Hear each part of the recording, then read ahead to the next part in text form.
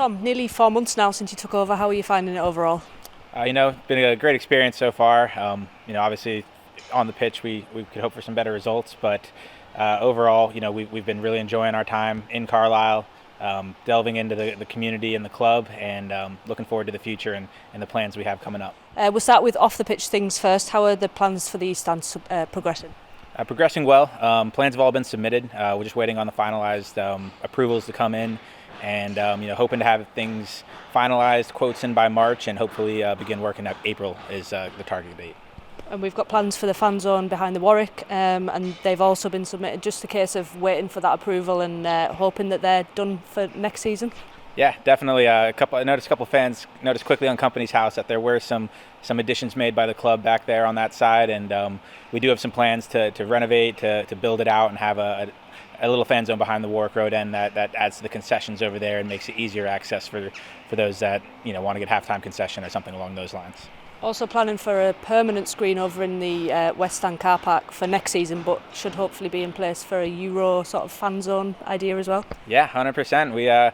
It's been ordered. It should be shipping. We'll see how long that takes.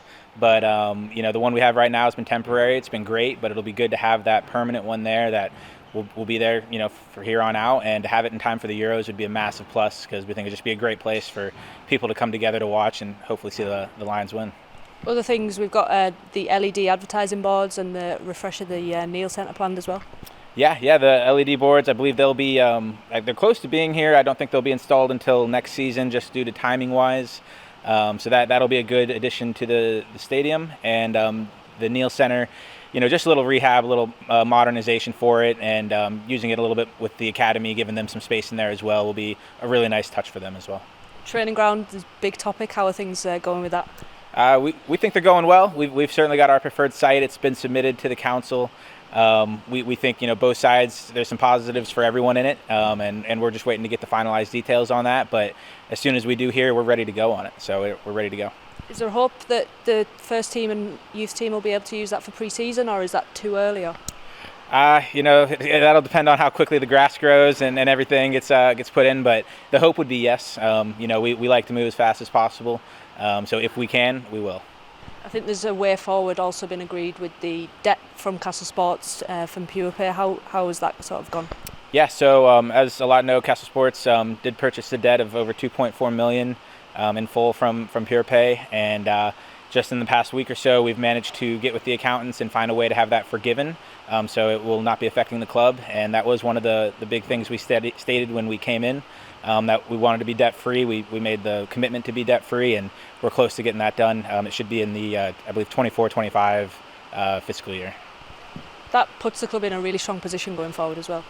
Definitely. As I said, again, that was one of our commitments coming in, was to be debt-free, and it's something we take pride in with our business back home in Florida, and it's something we want here at Carlisle, and we think it'll just be great for the club and help the club moving forward in a positive manner. On the pitch, obviously the results aren't what any of us would want at the moment. Yeah, definitely. We're bottom of the table. We all know that, and we'd like to be better. There's still time. March Madness is a thing we have over in the States. Maybe we can bring a little March Madness over this way, at least make a run of it. But if we could get some positive momentum, I think that'd be just absolutely fantastic as we come towards the end of the season here. Paul's talked a lot about getting the pride back, especially after that Cambridge home defeat. It feels like the last few games we've started to do that.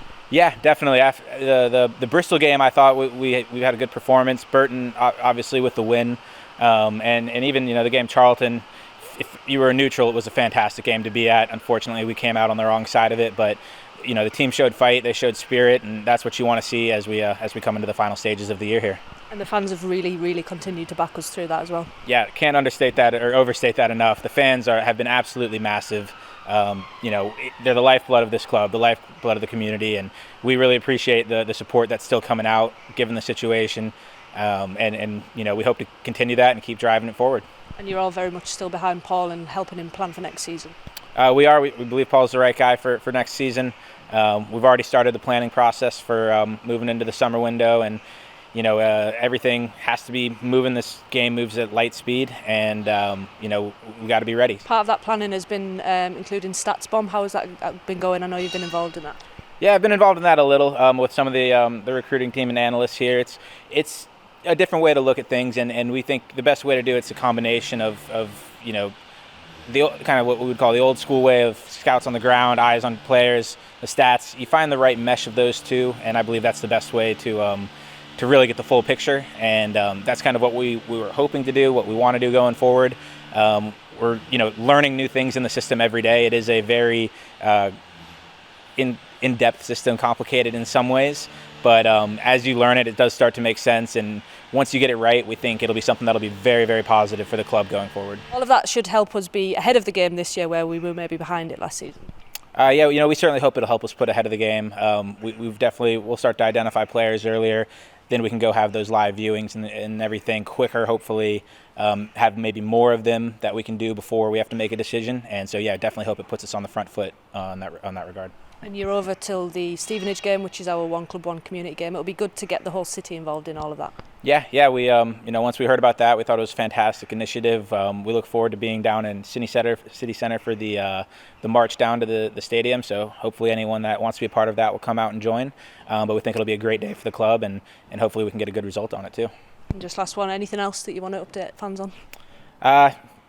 Nothing much other than what we've gone over here, but just that you will see a lot of the changes. We're getting to that time of the year where a lot of the plans and everything that we've talked about and mentioned over the past year are going to start to realize and come to fruition. So, keep your eyes out. I know a lot of people are often snapping pictures early when they see something new. Hopefully we'll see a lot of that coming up over the next few months.